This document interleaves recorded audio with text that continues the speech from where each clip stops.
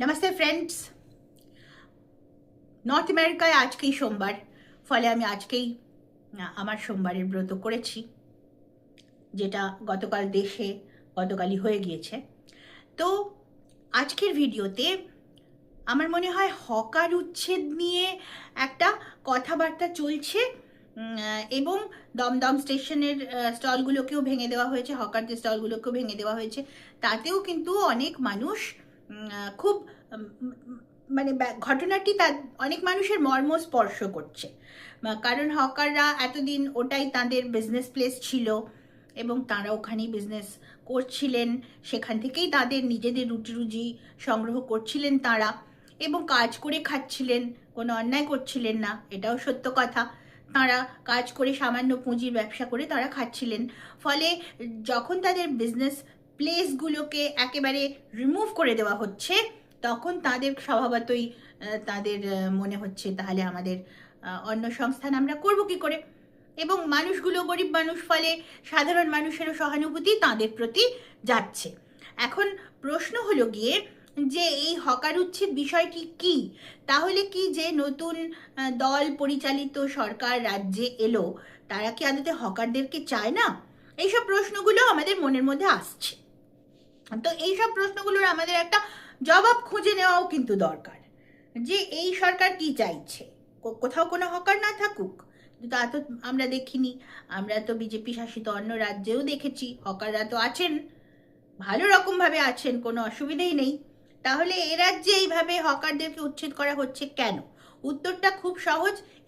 এই হকারেরা বেআইনিভাবে জায়গা দখল করে ব্যবসাটা করছিলেন। এই রাজ্যে আইন জিনিসটি ছিল না, আইনের শাসন ব্যাপারটাই ছিল না। এবং টিএমসির আগে বামফ্রন্ট, তারা শ্রমজীবী মেহনতি মানুষ ইত্যাদি বলে তারা মানুষকে আইনের জ্ঞান এবং আইনের শিক্ষা, আইন মেনে চলার শিক্ষাটা তারাও কখনোই দেননি। কারণ বামফ্রন্ট সরকার মানে কমিউনিস্ট সরকার কিন্তু ভারতবর্ষের আইনকেই না মানার পক্ষে মূলত, যে কারণে তারা কিন্তু ভারত সরকারের যে কোনো পদক্ষেপেই তাদের অসুবিধে হয়, কারণ তারা ভারতের আইনটাই মানার পক্ষে নন। তারা ভারতবর্ষের একটা সীমান্ত থাকবে তারও পক্ষে নন। বাংলাদেশিদেরকে চলে যেতে হচ্ছে, তাতেও তাদের অসুবিধে আছে। তারা চাইছেন যে তাদের পছন্দের লোকেরা বাইরে থেকে এসে এখানে যা ইচ্ছে করুক, মানে বাংলা বাজার চলুক গোটা ভারতবর্ষ জুড়ে, এটা কমিউনিস্টরা চায়। ফলে কমিউনিস্ট আমলেও কিন্তু ওই হকাররা কিন্তু যে কোনো জায়গায় বসতে পেরেছিল, পরিবর্তে তাদেরকে দিতে হয়েছিল পার্টির প্রতি আনুগত্য। কিন্তু মাঝখান থেকে চাপা পড়ে গিয়েছিল গভর্নেন্স, সত্যিকারের প্রশাসন এবং আইন ফলো করে চলা। মানে আজকে আপনার বাড়িতে যদি আপনি কাউকে ভাড়া দেন বাড়িটা, তাহলে তিনি উপযুক্ত কাগজপত্র, রেন্ট এগ্রিমেন্ট সহ তিনি যদি আপনাকে রেন্ট দিয়ে আপনার বাড়িতে থাকেন, তখন তিনি বৈধ ভাড়াটে। এবার কোনো রেন্ট এগ্রিমেন্ট সই না করে, কোনো টাকা পয়সার লেনদেন বা কিচ্ছু না করে হঠাৎ যদি একজন এসে আপনার বাড়িতে ঢুকে যান এবং বলতে শুরু করেন যে আমি আপনার ভাড়াটে, আজকে থেকে আমি আপনার বাড়িতেই থাকবো, তাহলে তো আপনি তাকে অ্যালাউ করবেন না। ঠিক সেইভাবেই কিন্তু শিয়ালদা স্টেশন চত্বর, দমদম স্টেশন চত্বর এবং রাজ্যের বিভিন্ন জায়গা কিন্তু বেআইনিভাবে দখলীকৃত হয়ে গিয়েছে। যে যেখান থেকে পেরেছে এসেছে এবং এসে একটা ঝুড়ি নিয়ে বসে গেছে হকার। এবং তার না, হকার মানে গরিব, এবং গরিব মানুষ মানেই আমাদের সহানুভূতি তাদের প্রতি। গরিব মানুষের প্রতি সহানুভূতিটা থাকাটাই স্বাভাবিক, কিন্তু গরিব হওয়ার সঙ্গে পদ্ধতি জানার কোনো বিরোধ নেই। একজন মানুষ গরিব হতে পারেন, তার পুঁজি খুব সামান্য হতে পারে, সেই সামান্য পুঁজি দিয়ে তিনি হয়তো বাদাম ভাজার ব্যবসাটাই করতে চাইছেন। একটা ছোট্ট 2 ফুট বাই 2 ফুট জায়গা তার দরকার বাদামের ঝুড়িটা নিয়ে বসার জন্য, কিন্তু তার জন্যও যে একটা অনুমতিপত্রের প্রয়োজন। কোথা থেকে অনুমতিপত্রের প্রয়োজন? অনুমতিপত্রের প্রয়োজন আরবান লোকাল বডি অথবা টাউন ভেন্ডিং কমিটিগুলোর কাছ থেকে, অর্থাৎ হয় মিউনিসিপ্যালিটি, নয়তো পঞ্চায়েত, অথবা টাউন ভেন্ডিং কমিটিস, মানে ওই শহরের এই হকার এবং ছোট ব্যবসার ব্যাপারগুলো যারা দেখেন, সেই কমিটির তরফ থেকে যদি একটা এনওসি থাকে, নো অবজেকশন সার্টিফিকেট, অথবা একটা রেকমেন্ডেশন, লেটার অফ রেকমেন্ডেশন যদি থাকে যে হ্যাঁ অমুক জায়গাতে আপনি বসতে পারবেন, তার কাছে যদি সেই কাগজটা থাকে। আরবান লোকাল বডি মানে কলকাতায় করতে গেলে কলকাতা কর্পোরেশনের সংশ্লিষ্ট ওয়ার্ডের কাউন্সিলর, অথবা পঞ্চায়েত এলাকা হলে গ্রাম পঞ্চায়েত অথবা পঞ্চায়েত সমিতির সংশ্লিষ্ট গ্রাম প্রধান, অথবা কোনো টাউন ভেন্ডিং কমিটি, মানে মিউনিসিপ্যালিটির যে কমিটি এই ব্যবসাগুলো দেখাশুনো করেন সেরকম অফিসারের সই করা লেটার অফ রেকমেন্ডেশন হলেও চলে। কিন্তু একটা না একটা কোনো কাগজ, অর্থাৎ সরকার যে জানে যে আপনি ওখানে বসে ব্যবসাটা করছেন, সেই একখানি কাগজ কিন্তু আপনার কাছে থাকা দরকার। এবার পশ্চিমবঙ্গের মানুষের এই সমস্ত ধ্যান ধারণাগুলো নেই, বামফ্রন্ট আমল থেকেই নেই, কারণ তারা জানেন যে পার্টিকে আনুগত্য দেখালেই তাদের আর কোনো অসুবিধা হবে না। আর টিএমসির জমানায় টিএমসির লোকেরা এসে কাটমানি চেয়েছে, কাটমানি দিয়ে দিলেই তারা নিশ্চিন্ত। টিএমসির ছেলেরা কিন্তু কাটমানি নিয়েছে কার কিরকম ব্যবসা হয় সেইটা বুঝে নিয়ে। সরকার ট্যাক্স কালেকশনের সময় কিন্তু ব্যবসায়ীদের কার কতটা ব্যবসা টার্নওভার কিরকম সেই বুঝে ট্যাক্স কালেকশন করেনি, কিন্তু যখন তোলাবাজি করেছে তৃণমূলের লোকেরা এসে, তখন কিন্তু ব্যবসার টার্নওভার অনুযায়ী তোলাবাজি হয়েছে এবং ব্যবসায়ীরা ওই তোলা দিয়ে নিশ্চিন্তভাবে ব্যবসা করেছেন।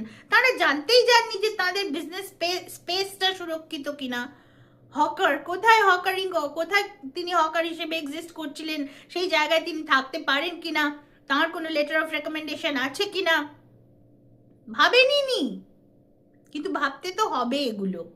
আপনি কে, আপনার পরিচয়টা কি, এবং আপনি কি করে পেলেন, মানে আপনি যখন যাচ্ছেন তখন আপনাকে সঠিক জায়গায় পৌঁছতে হবে, গিয়ে একটা চাইতে হবে, প্রার্থনা করতে হবে কাউন্সিলরের কাছ থেকে যে আমার এটা দরকার, আমি এরকম একটা ব্যবসা করতে চাই, আমি অমুক জায়গায় বসবো, আমার একটা ছোট্ট বাদামের ঝুড়ি, একটা 2 ফুট বাই 2 ফুট স্কোয়ার জায়গা হলেই আমার হয়ে যায়, যদি অমুক জায়গায় অমুক স্টেশনের অমুক কর্নার অমুক পিলারটার পাশে আমি বসতে চাই, এই বলে আপনি একটা আবেদন করলেন।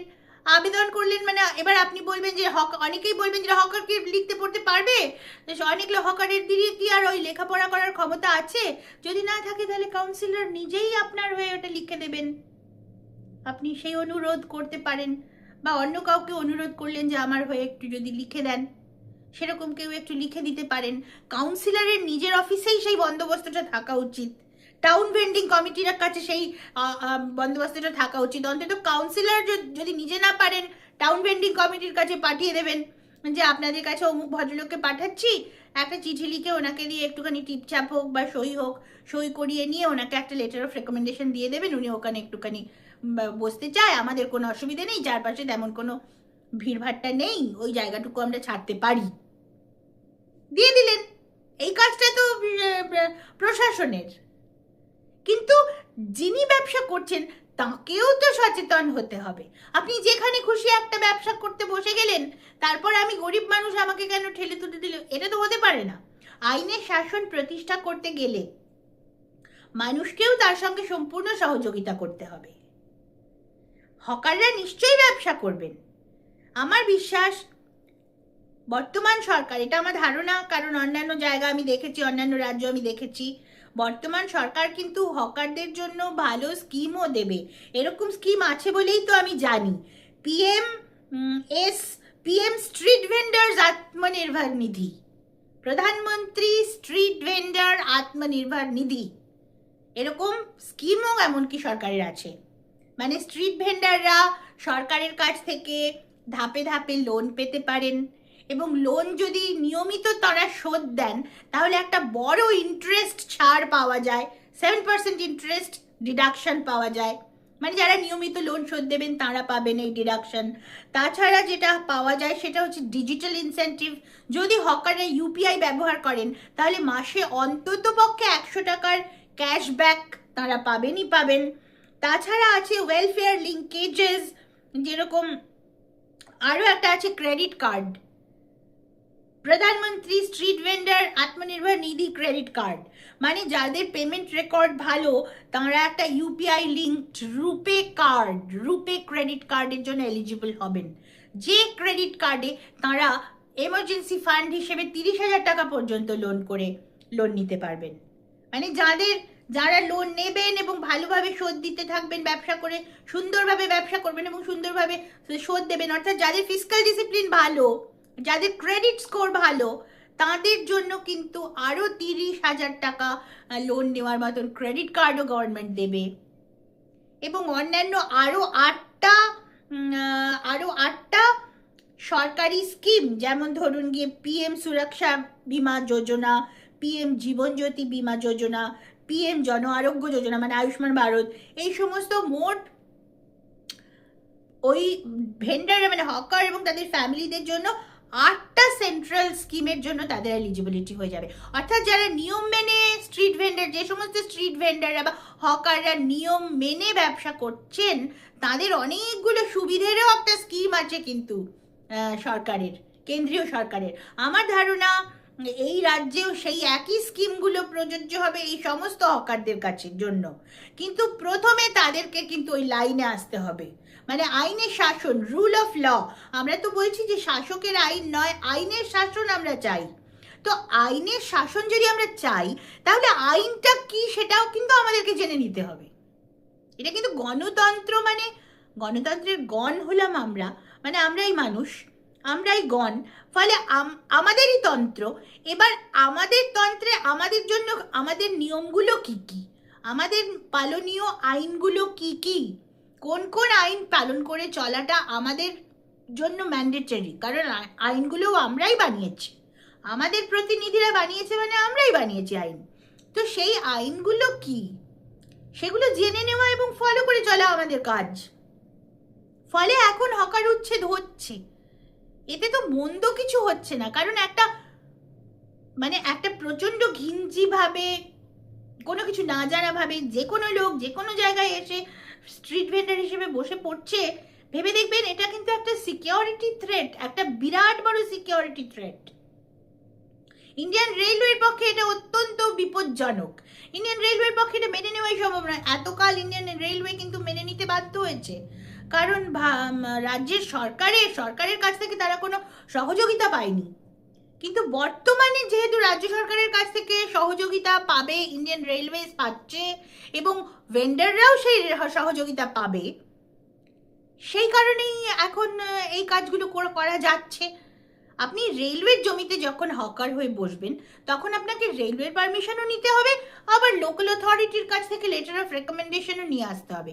Local authority, local body, urban local body বা স্ট্রিট ভেন্ডিং কমিটিগুলো থেকে আপনাকে যখন নিয়ে আসতে হবে, যখন টাউন ভেন্ডিং কমিটির কাছ থেকে আপনাকে যখন লেটার অফ রেকমেন্ডেশন আপনি নিয়ে এলেন, তখন রেলওয়ে তাদের জমিতে ডিসাইড করবে যে আপনি এই জায়গাটা পেতে পারেন, ঠিক আছে আপনি এখানে বসুন, অথবা না এই জায়গাটা নয় আপনি ওই জায়গাটা পেতে পারেন।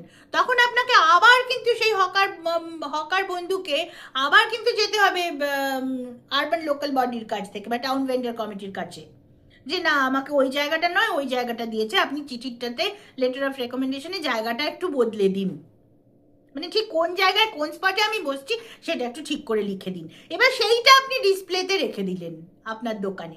যেমন আমরা যখন যে কোনো বিজনেস প্লেসে you have to display the trade licence. তো হকারের ক্ষেত্রে ট্রেড লাইসেন্স নেই, কিন্তু এইটুকুনো তো লাগবেই, তবেই তো আমরা আইডেন্টিফাই করতে পারবো যে কে লেজিটিমেট হকার, কে বৈধ হকার, কে অবৈধ হকার। এবং অবৈধ হকারদের থেকে আমাদের যে কোনো সিকিউরিটি থ্রেট নেই সেটা তো বলতে পারা যায় না, তাই না? সুতরাং আমরা হকারদের জন্য কষ্ট পাচ্ছি ঠিকই, তাদেরকে উচ্ছেদ করা হচ্ছে, তাদের এতদিনের সেট আপ ভেঙে দেওয়া হচ্ছে, এটা কষ্টের ঠিকই, কিন্তু কষ্ট না করলে তো কেষ্ট মিলবে না। আইনের শাসন প্রতিষ্ঠা করতে গেলে আইনের ফরম্যাটগুলোকে আমাদেরকে ফলো করতে হবে, এবং যদি হকার বন্ধুরা এই সমস্ত ফরম্যাটটা ফলো করেন, তাহলে তাদের জন্য কেন্দ্রীয় সরকারি স্কিমগুলো অত্যন্ত সুন্দর। এবং একটা পোর্টালও আছে, জনসমর্থ পোর্টাল, সেইখানে সেই জনসমর্থ পোর্টালে তারা আবেদন করতে পারেন ওই 8টা আলাদা আলাদা স্কিমের জন্য। তার আগে অবশ্য অন্য সমস্তটা তাদেরকে বৈধ হকার হতে হবে, বৈধ হকারের পরিচিতি তাদের থাকতে হবে, এবং সেই বৈধ হকারের পরিচিতি নিয়েই জনসমর্থ পোর্টালে তারা আবেদনও করতে পারেন তাদের নিজেদের এবং নিজেদের পরিবারের লোকেদের জন্য। 8খানা বিভিন্ন রকমের স্কিমের সুবিধে আছে, তার মধ্যে একটা হলো আয়ুষ্মান ভারত স্কিম, অর্থাৎ মাসে 5 লক্ষ টাকার চিকিৎসা বিমা। সুতরাং আমার মনে হয় হকার উচ্ছেদ একদিক থেকে মন্দ কিছু হচ্ছে না। Thank you very much.